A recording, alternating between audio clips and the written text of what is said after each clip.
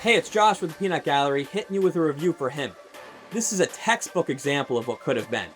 Charging headfirst into the relatively uncharted territory of sports horror, writer-director Justin Tipping had the chance to begin his cinematic career with serious juice. Unfortunately, his transition from the small screen will be remembered as little more than a missed opportunity. The compelling premise is marred by mediocre execution and a horrendous third act. There are two highlights of the otherwise lackluster affair. One is the extremely bold imagery.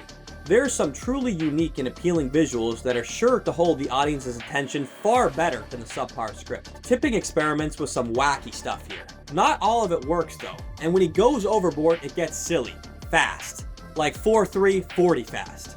The main reason to watch is Marlon Wayans. The comedian flexes his range and does a commendable job in an off-the-wall performance that shows his capability as an actor. As the unhinged, undisputed GOAT of Him's equivalent to the NFL, he carries this film for all four quarters. Frankly, without him, we are looking at an absolute disaster. If nothing else, Him's claim to fame can hopefully be launching Wayans' filmography in a new direction, allowing him to explore his talents as a multifaceted actor. For most of the hour-and-a-half runtime, Him is just okay, with one sequence that gets close to firing on all cylinders. The intensity featured in this scene is unfortunately the only time Tipping's movie achieves what it sets out to be.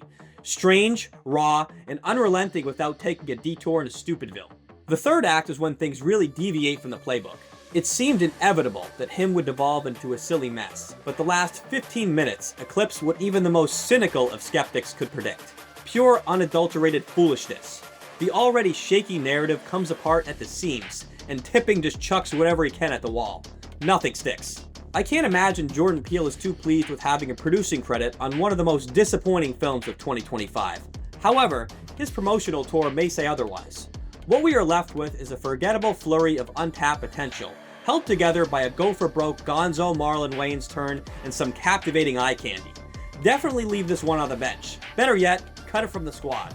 I'm giving this one a 5 out of 10. See you on the next review.